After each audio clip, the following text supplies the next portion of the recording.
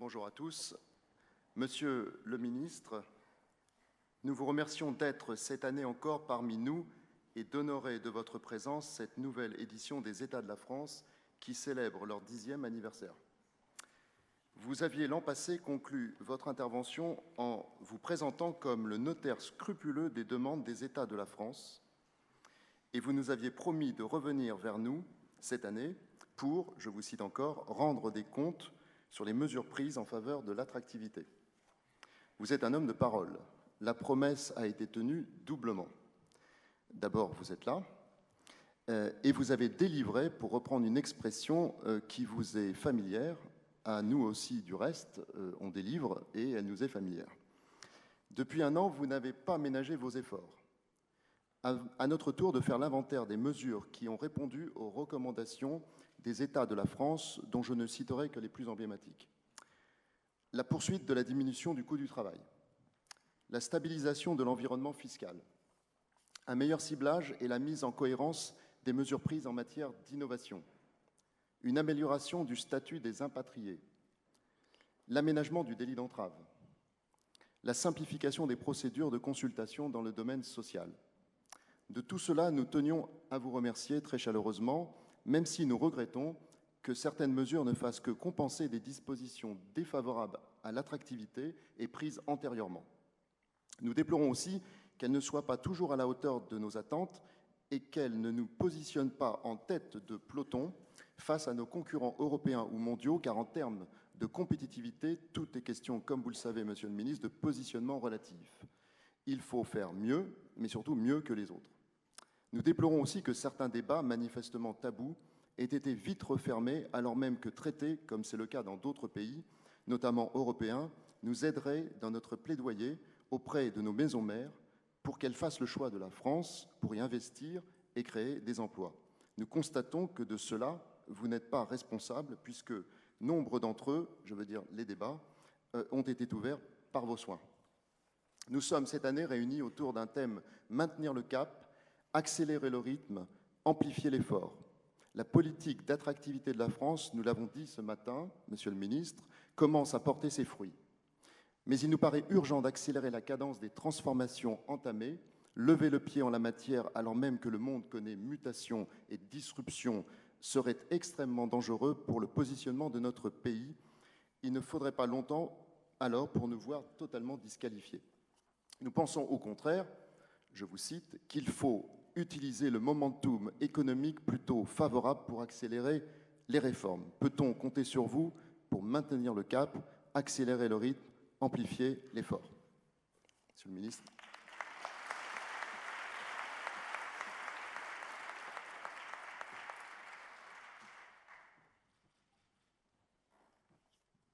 Merci, Monsieur le Président. Mesdames, Messieurs, je tenais, comme je m'y étais engagé, à être avec vous aujourd'hui, quelle que soit la lourdeur du moment que nous vivons. Parce que, en ce moment même, nos forces de police et nos forces armées sont en train d'intervenir. Parce que depuis la nuit de vendredi, notre pays est en deuil, et c'est le pays tout entier qui est en deuil, parce que c'est chacune et chacun d'entre nous qui était visé.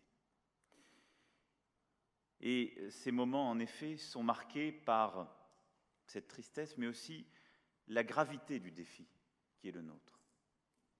Le président de la République s'est exprimé à plusieurs reprises et à ses côtés, le gouvernement a pris des mesures d'urgence et de sécurité sur le plan intérieur comme sur le plan international.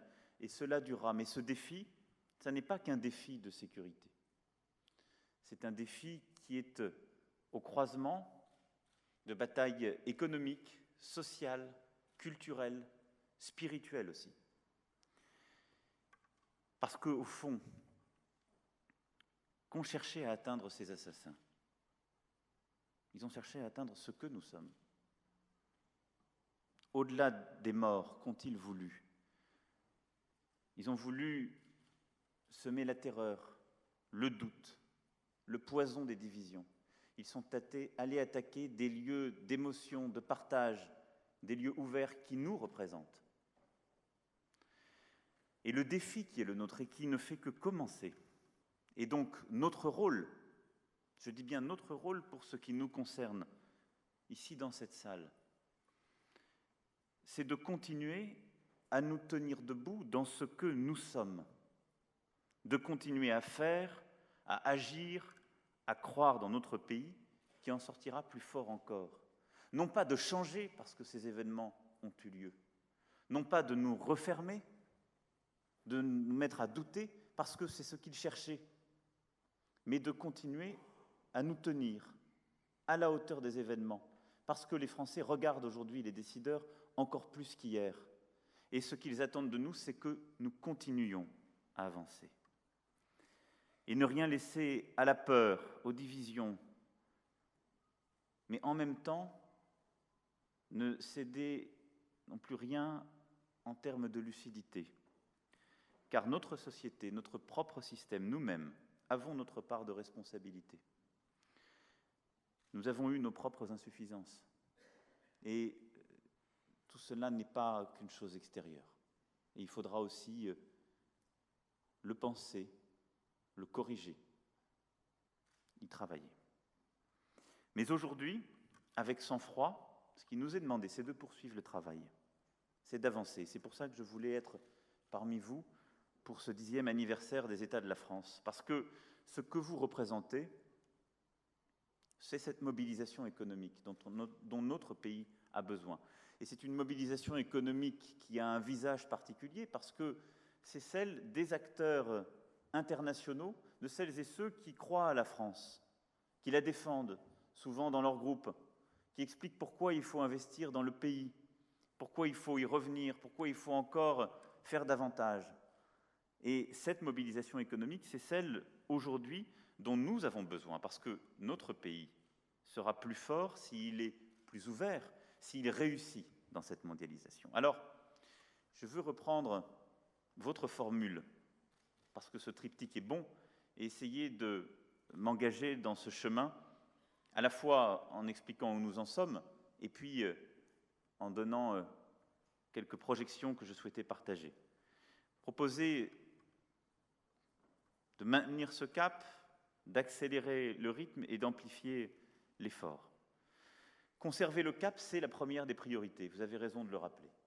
Lorsqu'on change en permanence les décisions économiques, lorsqu'il y a trop d'incertitudes, les choix d'investissement, la confiance peut se rompre.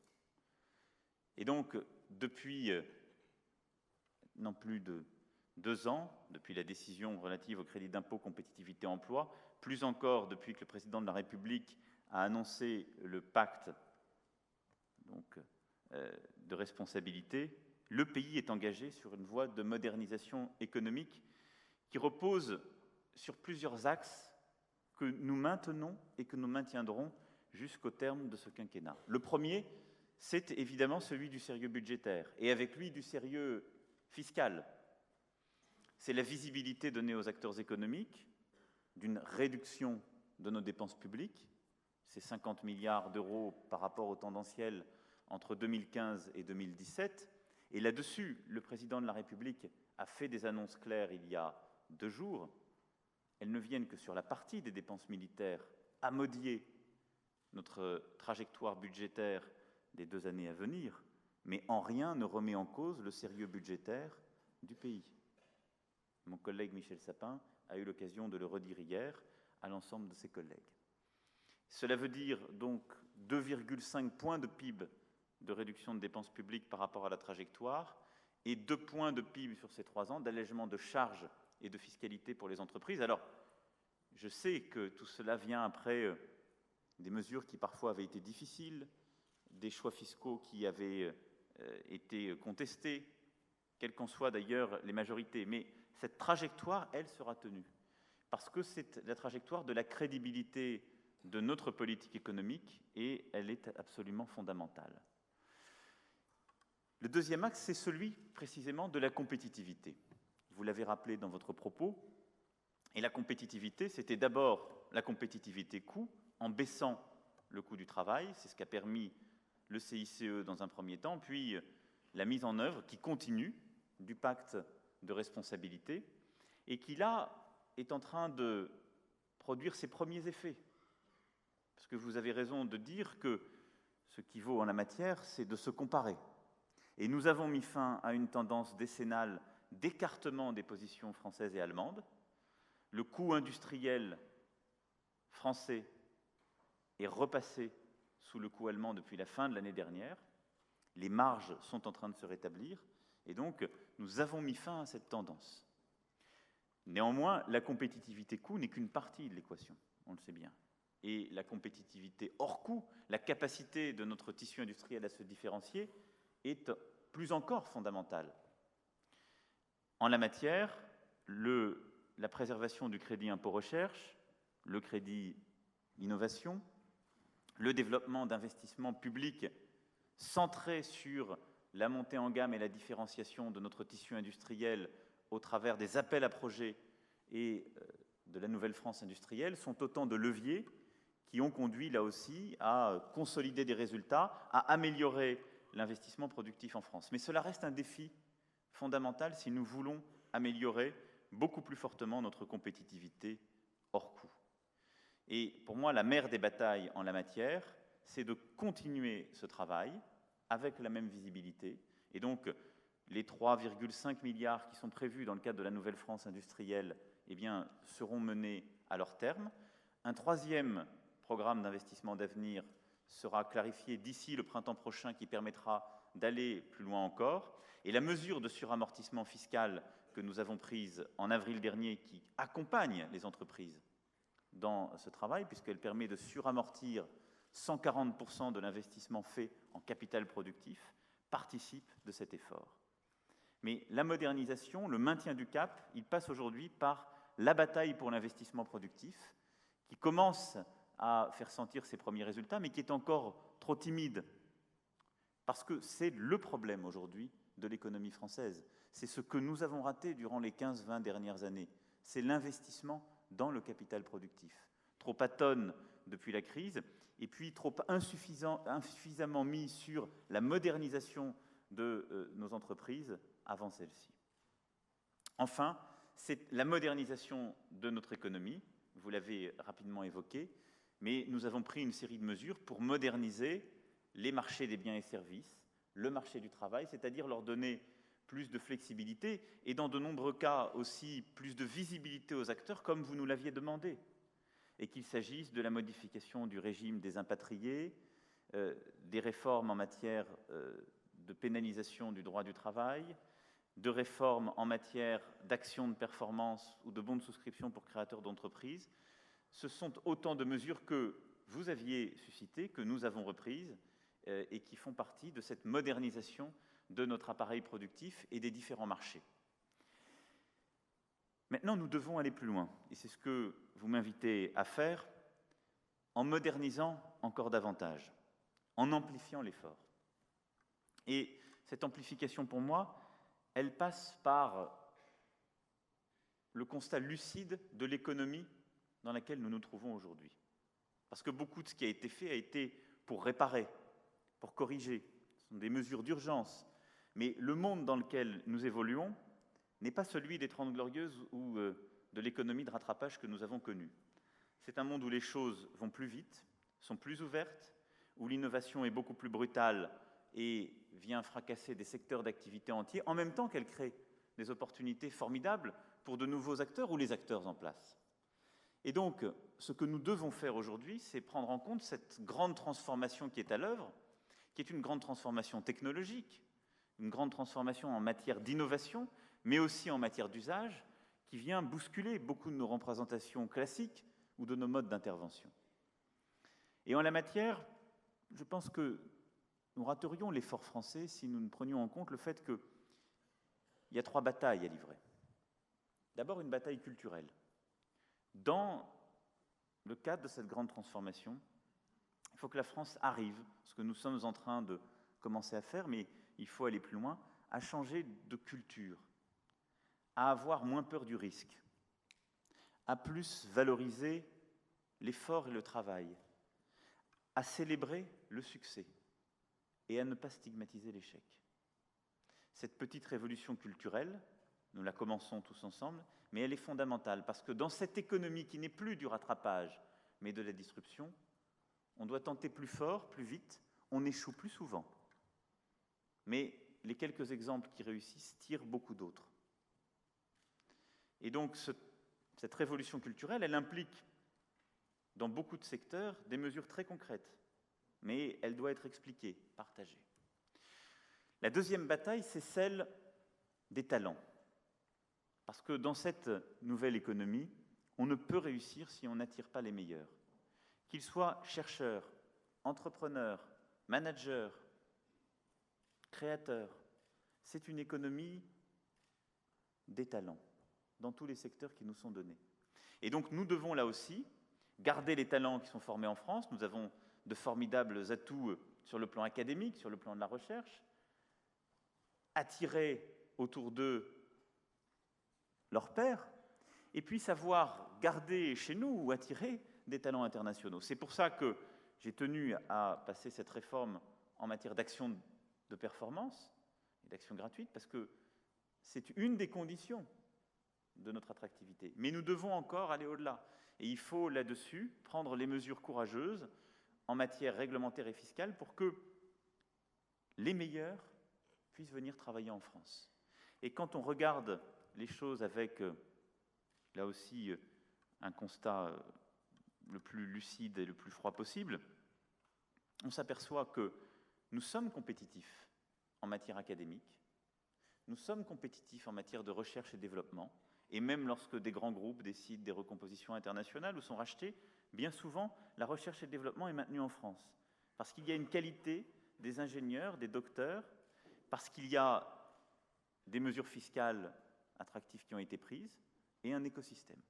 Mais nous ne sommes pas encore suffisamment compétitifs en matière de centres de décision. Et il faut corriger ce point pour le pays, parce que avoir des centres de décision dans notre pays, c'est garantir aussi des arbitrages qui sont favorables au tissu productif français, qui sont favorables au développement de notre pays, et c'est un élément d'attractivité, c'est un élément du combat que nous menons tous et toutes dans cette salle. Enfin, il y a l'enjeu du capital, après la culture et les talents. Parce que dans cette économie qui se transforme plus vite encore, il faut réussir à mener la bataille du capital. Et là, notre économie a une faiblesse relative. C'est que nous avons une structure de financement qui est beaucoup plus adaptée à une économie de rattrapage, c'est-à-dire que nous avons une structure qui se finance bien par la dette, mais qui pourvoit trop peu de fonds propres. Et là aussi, il faut rouvrir ce qui a trop longtemps été un tabou dans notre pays.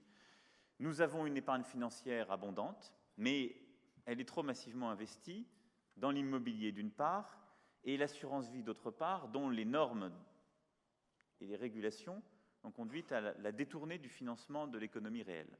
Et donc le travail que nous conduisons avec Michel Sapin, c'est de nous battre dans les enceintes européennes et les enceintes de régulation pour pouvoir réallouer une part de cette épargne financière sur le financement de l'économie réelle.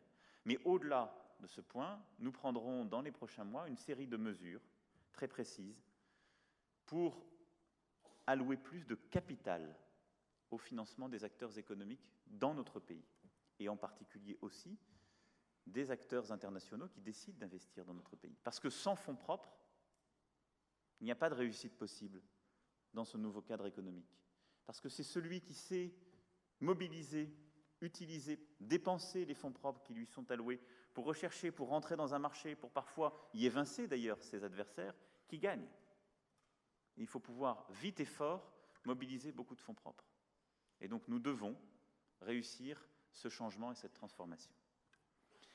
Et donc pour ce faire, une série de réformes seront mises en œuvre, réformes du droit du travail, pour donner plus d'agilité et participer de ce changement culturel que j'évoquais. Et ma collègue Myriam El Khomri aura apporté dans les prochains mois une réforme qui donne plus de part à la négociation au niveau de la branche et de l'entreprise. Et je porterai pour ma part une série de réformes qui permettront, dans tout un tas de secteurs économiques, d'innover plus vite, avec des simplifications normatives, d'innover plus facilement avec des autorisations plus simples, des ouvertures d'accès aux données, y compris les données d'intérêt général, les simplifications d'accès au capital avec les réformes que j'évoquais il y a un instant. Et puis, l'agilité donnée à notre économie pour réussir cette transformation, c'est aussi une série de simplifications qui valent pour les plus grands comme pour les plus petits.